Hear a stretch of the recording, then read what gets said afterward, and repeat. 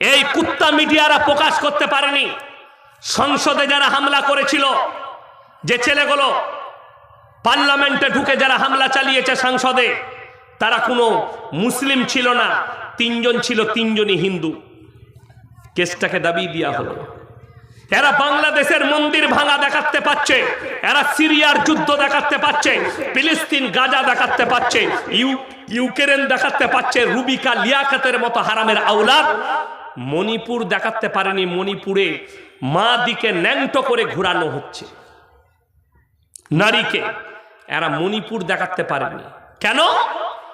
तुम लोग तो पले हुए कुत्ती हो। आज हिंदुस्तान के मीडिया कुत्ता बन चुका है, राजनैतिक दलों का कुत्ता। तुम लोगों की गले में कुत्ते के पट्टा डाल दिया। इसीलिए आज हिंदुस्तान में किसी मुसलमान से खतरा नहीं, किसी हिंदू से खतरा नहीं, किसी सिख और ईसाई से खतरा नहीं। अगर हिंदुस्तान में सबसे ज्यादा खतरा है तो इलेक्ट्रिक मीडिया है, जो दंगा फैलाने का काम कर रही है। पूरे हिंदुस्तान में हिंदू और मुसलमान 24 घंटा ये मीडिया वाले कर रहा है और जहर डाल रहा है लोगों की जहनों पर। मैं कोर्ट से अपील करता हूं, हिंदुस्तान के कोर्ट से, सुप्रीम कोर्ट से, इन सारे चैनलों को बैन करनी चाहिए। अगर हिंदुस्तान में अमन अवान और चैन और सुकून चाहते हो, अगर कोई चाह रहा है कि हम मस्जिद को तोड़ेंगे, दंगा फसाद करेंगे, तो याद रखना कहीं पर आग लगता है, आग अगर लग जाए तो अकेला वो नहीं जलता है, पूरा लपेट में ले लेता है। तुम अगर हमें आग लगाओगे तो खुद अपने आग से जल जाओगे। कोई अगर कुआं खोदता है तो अपने लिए कुआं खोद रहा है, याद रखना। मेरे भाई मुसलमान दिके आमी बोलबो, सबाई ईमानेर उपरे टिकबो, जोरे बोलुन इनशाल्लाह। मुर्शिदाबादे बाबरी मस्जिद तैरी करा हबे, ताई हिंदुराও नाकि राम मंदिर तैरी करबे, এই ব্যাপারে কিছু বলুন। আরে শুধু মুর্শিদাবাদে কেন, যেখানে পারবে সেখানে রাম মন্দির তৈরি করো। কালকে আমি ছিলাম মুর্শিদাবাদে, আমার প্রোগ্রামে ওখানকার এমএলএ বাবু ছিলেন হুমায়ুন কবির, আমার বন্ধু মানুষ, আমাকে আব্বাকে, আমার আব্বাজিকে ভালোবাসেন, অনেক প্রোগ্রামে থাকি। উনি বলেছেন আমি সম্পত্তি বেচেও 1 কোটি টাকা দেবো বাবরি মসজিদ করার জন্যে। আমি বলেছি আমি ইয়াসিন 20,000 টাকাও দেবো ইনশাআল্লাহ। আর ইনশাআল্লাহ বাবরি মসজিদ যখন বলেছেন হুমায়ুন কবির বাবু, বাবরি মসজিদ মুর্শিদাবাদে তৈরি হবে, দরকার পরে আমরা মালদা ডিস্ট্রিক্টেও একটা তৈরি করব। সকলে জোরে বলুন ইনশাআল্লাহ। বাংলাদেশ সরকার পতন ও সিরিয়া সরকার পতন, দেখুন আমি কালকে বলেছি, আজকে আবার বলে যাচ্ছি, যারা জালিম হবে, অত্যাচারী হবে, কিয়ামতের আলামতের মধ্যে একটা আলামত সেই দিনে প্রকাশ পেয়েছে। দীর্ঘ 27 বছর দামেস্কের মসজিদে আজানও হয়নি, নামাজও হয়নি। বাশার আল আসাদ এই 24 সালে দুটো জালিম বাদশাকে আল্লাহ পতন ঘটিয়েছে। নাম্বার 1 হাসিনা, দেশ ছেড়ে পালাতে হয়েছে। আল্লাহ এত বড় কুদরতওয়ালা, ওই জন্যে একটা কথা এখানে ভালো করে শুনেলেন, যারা নেতা আছেন, যারা গ্রামের বিচার করেন, যাদেরকে আল্লাহ পদ দিয়েছে, ইজ্জত দিয়েছে, অপব্যবহার করবেন না, কার উপর অত্যাচার করবেন না, মাজলুমের উপর অত্যাচার করবেন না। যদি কোনো নেতা হয়, কোনো মন্ত্রী হয়, কেউ যদি গ্রামের দায়িত্ব পায়, কেউ যদি জেলার দায়িত্ব পায়, আর সে যদি মাজলুমের উপরে অত্যাচার করে, জেনে রেখে দিবেন তার মৃত্যু আর তার পতন অনিবার্য, তার বেজ্জতি অনিবার্য লেখা আছে। হাসিনা স্বপ্নেও ভাবতে পারেনি তার বাড়িতে ভাত রান্না হয়েছে, রাজহাঁসের মাংস রান্না হয়েছে, পাতি হাঁসের মাংস, ইলিশ মাছ, ভেটকি মাছ, পাবদা, খাবার সব রেডি। খেয়েছে কে? আন্দোলনকারীরা। 40 মিনিটের মধ্যে দেশ ছাড়তে হয়েছে। রাঁধা ভাত আল্লাহ খেতে দেয়নি, তার নাম হচ্ছে আল্লাহ। দেশ ছেড়ে পালাতে হয়েছে। বাশার আল আসাদ 1 লক্ষ কোটি টাকার সম্পত্তি ছেড়ে পালাতে হয়েছে সিরিয়া থেকে। পতন ঘটে গেছে। পালিয়েছে কোথায়? রাশিয়ায়। ভ্লাদিমির পুতিনের কাছে কালকে রিপোর্ট প্রকাশ করেছে সিরিয়ার মিডিয়া। তার বাড়িতে শুনেলেন যারা কওমের মাল সম্পদ লুটে আল্লাহ তাদের পতন পৃথিবীতে ঘটাবে। তার গ্যারেজে যে গাড়িগুলো আছে 450 কোটি টাকার খালি গাড়ি আছে, 4 চাকা আর মোটরসাইকেল। 450 কোটি। 1 লক্ষ কোটির মালিক ভারতের মুদ্রায়। কার টাকা? একটাও তার ইনকাম করা বাপের টাকা নয়, সমস্ত রাজ্যের গরিবের মানুষের টাকা। আমি বলবো না সমাজদারও কে লিয়ে ইশারা কাফি হ্যায়। আমাকে যদি 24 ঘন্টার জন্য প্রধানমন্ত্রী করেন, কতগুলো মন্ত্রীর সম্পত্তি জব্দ হবে তা ঠিক না। কতগুলো চোর বসে আছে যারা কমের টাকা মেরে নিয়েছে।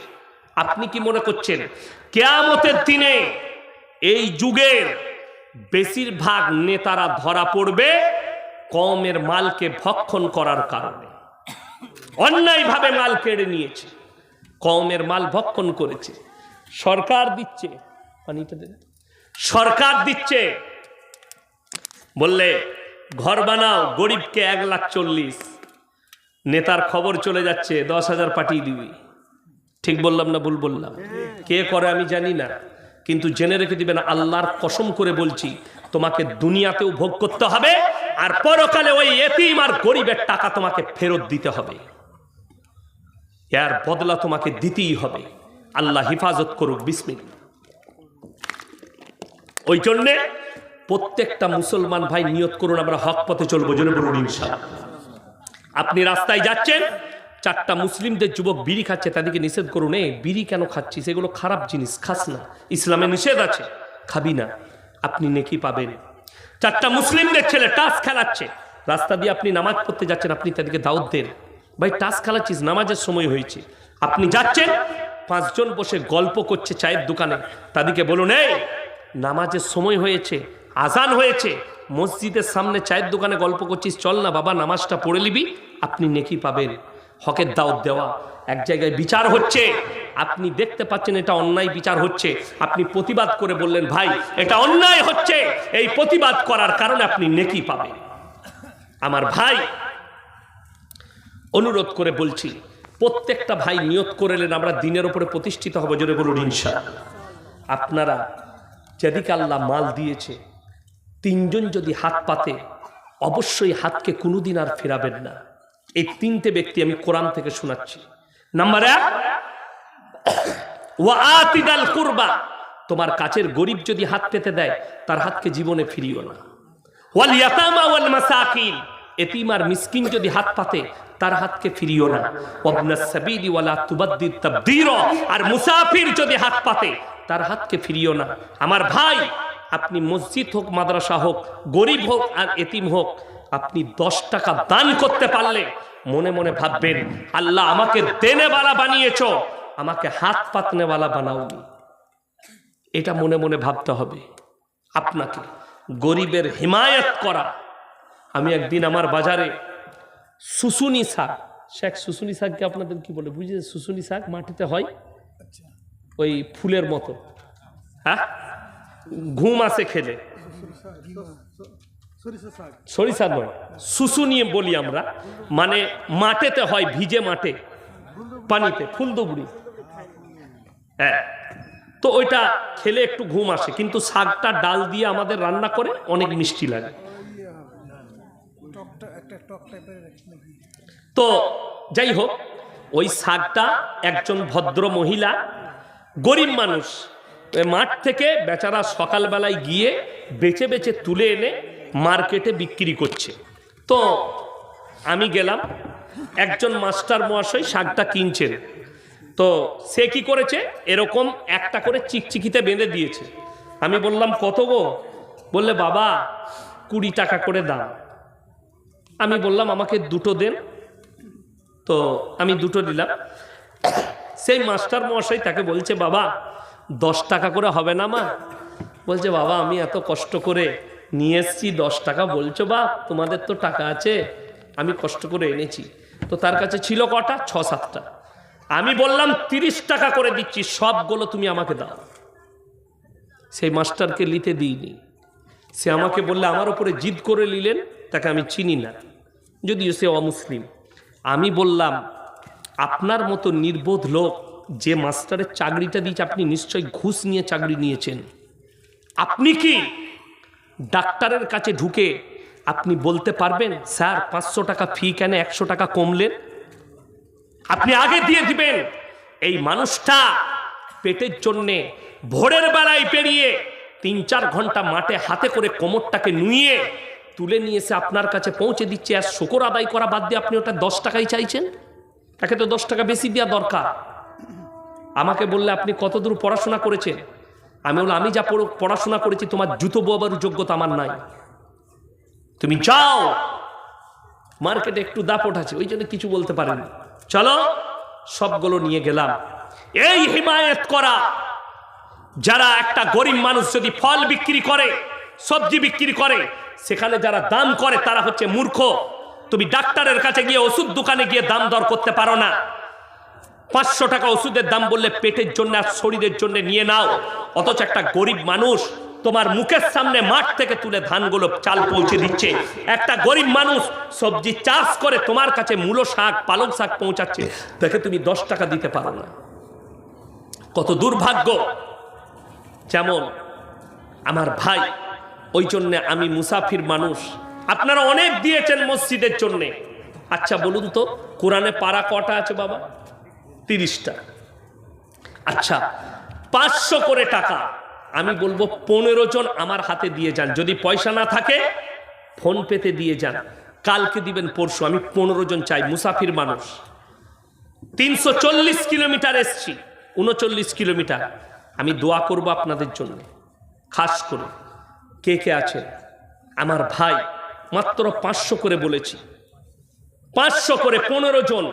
কে কে আছেন? আল্লাহ টাকা দিয়েছেন মাত্র 500 করে। আমার সঙ্গে মোলাকাত করে যাবেন, 500 করে টাকা দিয়ে যান এই মসজিদের জন্য, আল্লাহর ঘরের জন্য। হাদিসে আছে, জাকিরা, মানুষ কাঁদবে কিয়ামতের দিনে, গচ্ছিত সম্পদ। জাযাকাল্লাহ। আসুন ভাই। মাশাআল্লাহ, 500 টাকা লগত আর 500 টাকা বাকি। আল্লাহ 5000 টাকা বাকি। আল্লাহ হায়াতে বরকত দেখ। আসুন ভাই। মাশাআল্লাহ, 2 জন, 3 জন, মাশাআল্লাহ 4 জন। আসুন ভাই। 5 জন আমার ভাই, আসুন। জাযাকাল্লাহ। 6 জন। 6 को के सबक सुनालाम, बोले पूरे के पूरे गलत है, फिर शुरुआत से पढ़ो। আমাকে খালি সূরা ফাতিহাটা 3 মাস পড়িয়েছি। তো আমার 2 মাস হওয়ার পরে আমার মনে মনে হলো, দুধ আর পড়বই না, পালিয়ে যাবো। এই একটা সূরা 3 মাস পড়ে কেউ? শুদ্ধ হয়ে গেছে। কিন্তু বিশ্বাস করুন, আজকে ওই 3 মাস সূরা ফাতিহাটা পড়ার ফায়দা আজকে বুঝতে পারছি। আমাকে যদি কেউ কাবা ঘরে দাঁড় করিয়ে দেয়, আল্লাহর কৃপায় নামাজ পড়িয়ে দেবো, অসুবিধা হবে না। সূরা ভুল যাওয়া, সূরা চুকে যাওয়া, এইসবের ভয় নেই, কোনো ভয় নেই। আমি গুজরাটে লখনৌ যখন ইরফানিয়ায় কিরাত পড়তাম, দরগায়ে হায়দারবাগ মসজিদে আমি 2টো টাইম ইমামতি করতাম, এশা আর ফজর। কোনো দিন মগরিব। আমার কারি সাহেব উস্তাদ আসতেন না, আমাকে বলতো, ভাই তুম পড়া দেনা, আমি পড়াতাম। তো আমার পেছনে একজন বিখ্যাত কারি, যিনি পাকিস্তানে পর্যন্ত পড়তে গিয়েছে কম্পিটিশনে, কারি ওয়াসিম, লখনৌ ইরফানিয়া। ওনার সামনে ভারতবর্ষের যে সে কারি বসে কোরআন পড়তে পারবে না। তো আমি একদিন নামাজ পড়িয়েছিলাম, আমি এত শুদ্ধ কোরআন পড়ি, তারপরেও বলেছিল, আচ্ছা সে কিতাব দেখ লেনা, कहीं कहीं पर मखारिज का गलती है तुम्हारी। আমাকে ভয় লেগেছিল ওনার সামনে নামাজ পড়াতে, এত সুন্দর করে পড়ালাম। আমাদের দেশে নামাজ হয় পাইকিরি, পাইকিরি নামাজ। সমাজের অবস্থা বলি, আলেম না চিনার কারণে, ইলম না বুঝার কারণে, ইলমের কদর না জানার কারণে আমাদের দেশের লোক পাইকিরি মুয়াজ্জিন খুঁজে বেড়ায়। আমি একটা জলসাই বলেছি, এরা যদি 10 টাকার মুয়াজ্জিন পায় তা 20 টাকার মালে যাবে না। কথাটা বুঝতে পারেননি? আমাদের সমাজের লোক মুয়াজ্জিন কি গ্রামের চাচা, বেচারা আর কাজ করতে পারে না, বলে চাচা তুমি তো আর কাজ করতে পারো না, তা আমাদের মসজিদে থাকো, তুমি ঝাড়ু ফাড়ু লাগাবে আর 3 টাইম খানা খাবে, দুপুরে, রাত্রে, সকালে চা বিস্কুট, আর মসজিদে ঝাড়ু লাগাবে আর 5 ওয়াক্তের নামাজে তুমি আজান দিবে, বেতন দিতে পারবো না। চাচা দেখলে এই বয়সে আমি যাব কোথায়, কাজও করতে পারবো না, এ পেটে ভাতে মালি ঠিক আছে। এই পেটে ভাতে মুয়াজ্জিন হওয়ার কারণে লখনৌ ইরফানিয়ায় যেদিনে মাদ্রাসা শুরু হয়, মাদ্রাসার মুয়াজ্জিন হবার জন্য ইন্টারভিউ শুরু হয়। কার গলা সুন্দর, কে শুদ্ধ আজান দিচ্ছে, সেই ছেলেটাই আজান দিবে। আমি যে বছরে কিরাত পড়ি ইরফানিয়ায়, ধুলিয়ানের একটা ছেলে চান্স পেয়েছিল আজান দিবার, সে আজান দিত। তো আমার মনে পড়ে মারাত্মক গলা, মাঝে মাঝে অনেক লোকরা তার আজান শুনতে আসতো ইরফানিয়ায়, এত সুন্দর আজান দিত, আল্লাহ এত ভালো গলা দিয়েছিল। আর আমাদের দেশে চাচা আজান দিলে গায়ে ফেরেস্তা থাকে না। কেন? এটা তো পেটে ভাতে, পয়সা লাগে না, বিনা পয়সায় সুন্দর হয়েছে, আর টাকা লাগবে না আমাকে মুয়াজ্জিনের। চাচা আজান দিচ্ছে এসার সময়, আল্লাহু আকবার, আল্লাহ বুঝে করো। আর এরকম আলেম সভাপতি সাহেবের মতো শেখ যদি আসে, ইনি মনে মনে ভাববেন গায়ে আচ্ছা মুয়াজ্জিন রেখেছে। কথাটা বুঝতে পারেননি? আর একটা যদি পয়সা দিয়ে রাখেন যে আজান যেন শুদ্ধ হয়, আপনাকে 5000 বেতন দেব, 5000-এ মুয়াজ্জিনের আজান হবে আল্লাহু আকবার, আল্লাহু আকবার। কথা বুঝতে পারেননি? ফজরের সময় চাচা আজান দিচ্ছে, আসসালাতু খায়রান মিনাল, যার নাম খয়রন, সে মনে মনে করছে আল্লাহ এত রাতে আমাকে কি ডাকছে, ঘুম থেকে উঠে গেছে। ওই বিনা পয়সার চাচা মুয়াজ্জিন হলে এইরকমই হবে। কিছু কিছু লোক, সেদিন আমাকে একটা লোক বলছে আপনি ইনসুলেট করছেন। আপনি ইনসুলেট তোমাকে করি নাই, মসজিদ কমিটিকে করছি। যারা নামাজের আর কোরআনের এহতেরাম বুঝেনি, যারা নামাজের কিমত বুঝেনি, আল্লাহর ঘরের ইজ্জত বুঝেনি, একটা মেয়ের বিয়ে ঠিক করলে, যদি ঠিক করে আমার মেয়ের বিয়ে দেবো, 50 বার 50টা লোক দিয়ে খোঁজ নিচ্ছে ছেলের বাপ কেমন, ছেলের পরিবার কেমন, ছেলে কামাই কি না, ঠিক কিনা কথা বলেন। একটা মেয়ের বিয়ে দিবেন, এতবার খোঁজ নিবেন, আর একটা ইমামকে রাখবেন, একটা মুয়াজ্জিনকে রাখবেন, তার ইলম কালাম আছে কিনা এটা খোঁজ নিবেন না। এইটাই দুঃখের। আজকে এই পশ্চিম বাংলায় এই স্টেজগুলো মূর্খরা পাওয়ার কারণে আজ সমাজ গুমরাহ। ইলম নাই, কোরআন হাদিসের জ্ঞান নেই, ইবারত পড়ার ক্ষমতা নেই, মুখস্থ করে বক্তা হয়েছে, সমাজ তাদেরকে ডাকছে, ডেকে তাদের কাছ থেকে দিন শিকার চেষ্টা করছে। আজকে অবস্থাটা ওইটাই। আমি মুর্শিদাবাদে এক জায়গায় বললাম, আপনাদের এই জলসার স্টেজের কাগজটা হচ্ছে কিয়ামতের আলামত। বললে কেন? মাদ্রাসার জলসা। একটা মূর্খ যে জীবনে মাদ্রাসায় মুখ দেখেনি, একটা ইবারত পড়তে পারবে না, আরবি কোরআন শুদ্ধ পড়তে পারবে না, সে হচ্ছে প্রধান বক্তা, আর যতগুলো মৌলবি আছে তারা সব নিচেই। আমি বললাম এটা কিয়ামতের আলামত, অন্য কিচ্ছু নয়। আলেমরা বস থাকবে আর মূর্খরা সমাজকে দিন বুঝাবে। আলেম প্রতিবাদ করলে স্টেজে সেই আলেমকে লোক অপমান করতে চাইবে। জেনে রেখে দিবেন, সমাজ যখন এই আলেমের কদর করবেন, আল্লাহ ইলমের থেকে আগে বড় বড় আলেম দিকে দুনিয়া থেকে তুলে নেবেন। এটা কিয়ামতের আলামত। আর মানুষ এমন লোকের কাছ থেকে দিন শিখবে, তার নিজস্ব দিন থাকবে না। সে লোককে যে দিনটা বুঝাবে গুমরাহি ছাড়া আর কিছু নয়, অন্য কিচ্ছু নয়। বড় কষ্ট লাগে। সেদিনে আমি মুর্শিদাবাদে একটা বক্তাকে ধরেছিলাম, স্টেজে চেপে বলে দিলে, ভাই, যে মানুষ সিগারেট বিড়ি একবার জীবনে গুটখা খাবে, জীবনে আর কোনোদিন জান্নাতে প্রবেশ করবে না। আমি তাকে গিয়ে ধরলাম স্টেজে। সভাপতি সাহেব আমাকে এসে মসজিদে বলে গেল, মৌলী সাহেব আমি বললে এলাকার লোক ঝামেলা করবে, আপনি বলুন। আমি গিয়ে ধরলাম, কোথায় পেলে এটা? সে বলছে এগুলো খাওয়া চলবে না। আমার খাওয়া না চললে, একটা মানুষ জীবনে পাপ করেছে না জেনে, ইস্তেগফার করলে আল্লাহ ক্ষমা করবেন না? করবেন না। যে লোকটা ফিরে আসবে ক্ষমা করবে না? করবে না, অবশ্যই ক্ষমা করবে। আমি তাকে বললাম, তুমি খোঁজ লাও, তোমার বাপ আর দাদু বিড়ি খেয়েই জিন্দেগি ভর মারা গেছে, তাদের লেগে ফতোয়াটা কি দিবে বলো? মাসলা এখানে দুটো, একটা লোক জেনে শুনে পাপ করছে, আর একটা না জেনে পাপ করেছে। এই লোকটা যে না জেনে পাপ করেছে, সে ইস্তেগফার করলে, সে যদি পাহাড়ের মতো পাপ করে, আল্লাহ ক্ষমা করবে। এটা কোরআন, সূরা ফুরকান। ইল্লা মান তাবা ওয়া আমানা ওয়া আমিলা আমালান সালিহা ফাউলাইকা ইউবাদদিলুল্লাহু সাইয়্যাতিহিম হাসানাত ওয়া কানাল্লাহু গফুরার রহিমা। যারা তওবা করার মতো তওবা করবে, ইস্তেগফারের মতো ইস্তেগফার করবে, আমি আল্লাহ তার বিগত জীবনের সমস্ত গুনাহগুলো ক্ষমা করে অতটাই নেকি দান করব। আপনি নেকি পেয়ে যাবেন ফিরে এলে।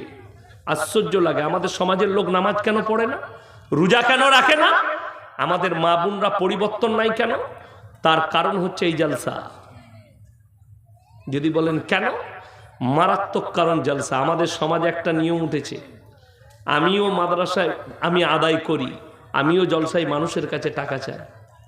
কিন্তু আশ্চর্যের বিষয়, আমরা ভেবেছি জলসায় 10-20 হাজার টাকা দে, আর বক্তা একদম জান্নাতে নিয়ে গিয়ে ঢুকিয়ে রেখে দিয়ে চলে এলো, তাই না?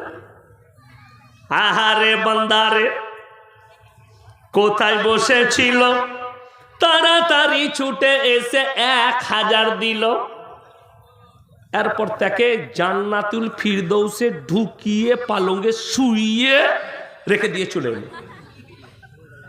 আবার একে জিজ্ঞেস করো, হ্যাঁ আপনি মৌলী সাহেব, হুজুর আপনি আগে বুঝাতে পারলেন না।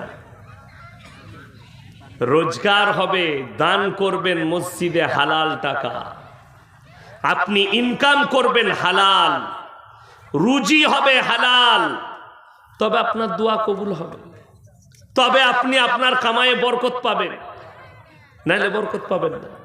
আপনারা তাকিয়ে দেখুন, আমাদের মৌলবীদের কি আছে? কিছুই নাই। মসজিদে 7,000 বেতন, 5,000 বেতন, আর মাদ্রাসায় 10,000 বেতন। তারপরেও আল্লাহ অভাব দেয়নি। আমরা পড়ার জীবনে ডাল আলু ঘ্যাট খেয়ে মানুষ হয়েছে, আজও সেটাই খাচ্ছি। আর আল্লাহ তার বদলায় দস্তরখানে ইজ্জতের রুজি পাঠাচ্ছে। রাসূলের হাদিস, আল্লাহর রাস্তায় দিনের পথে যারা থাকবে, আল্লাহ মৃত্যুকাল পর্যন্ত ইজ্জতের রুজি দান করবে। আজ আপনি কাকে গালি দেবেন? একটা অমুসলিমকে? আপনার মালদা বর্ডারে চলে যান, বাংলাদেশ বর্ডারে যান, ভারতের সীমান্তে যে মিলিটারিরা চাকরি করছে, আপনি অবাক হবেন। ওইখানে আপনার ইমানটাকে ওজন করতে পারবেন। আমাদের ভারতে একটা জাতি আছে, নাম পাঞ্জাবি।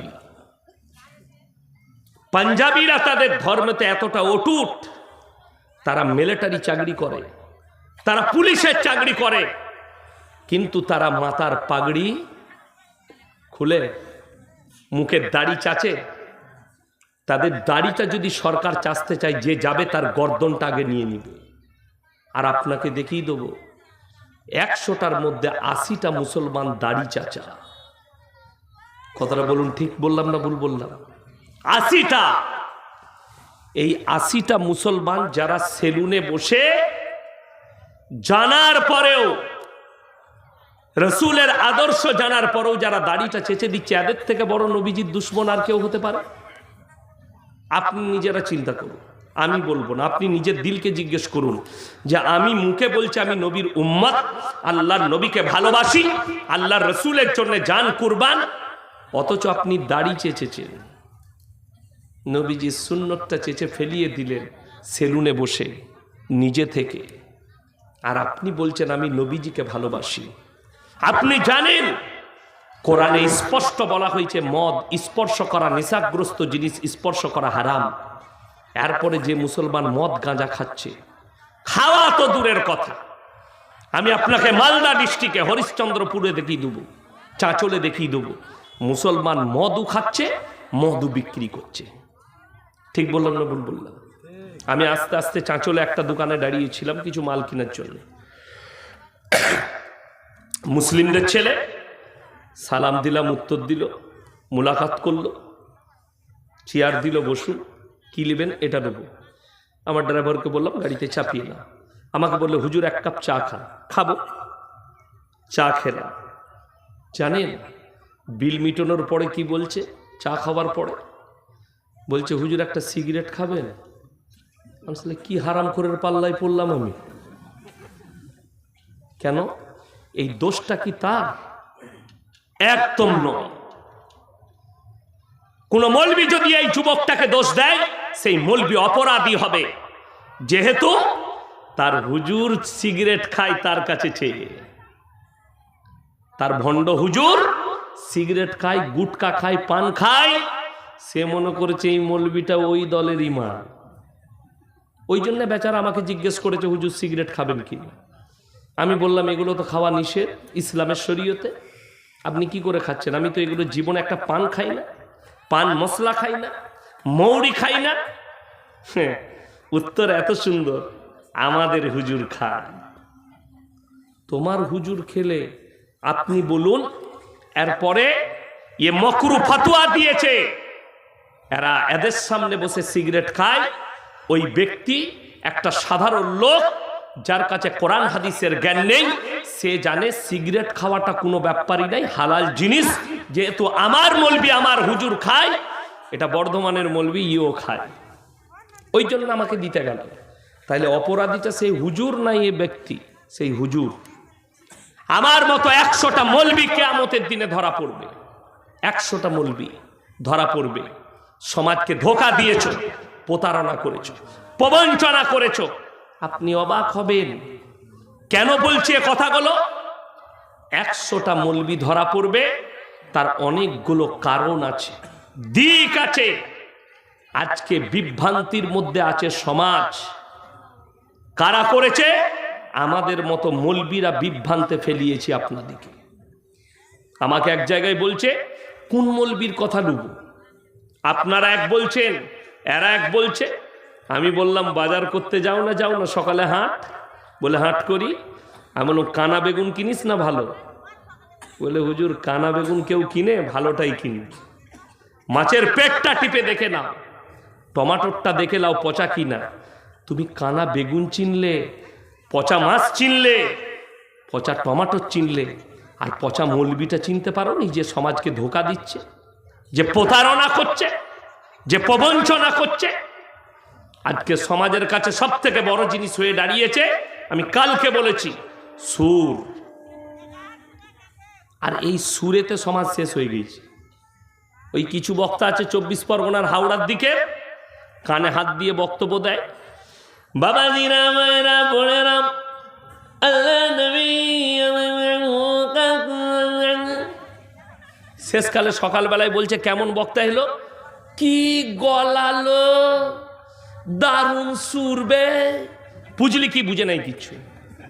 সে বললে তো কিছু বুঝবে।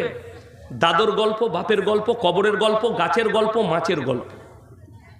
তা না হলে একটা মৌলবি কখনো নবী বিরোধী আলোচনা স্টেজে করতে পারে আর সমাজ সুবহানাল্লাহ বলে? সমাজ সুবহানাল্লাহ বলছে।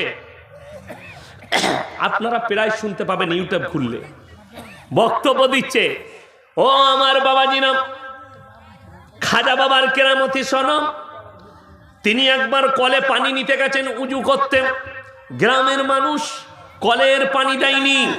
খাজা বাবা তখন নিজের লোটাটা নিয়ে, বদনা নিয়ে গোটা আনা সাগরের পানিগুলো লোটার মধ্যে ভরে নিলেন।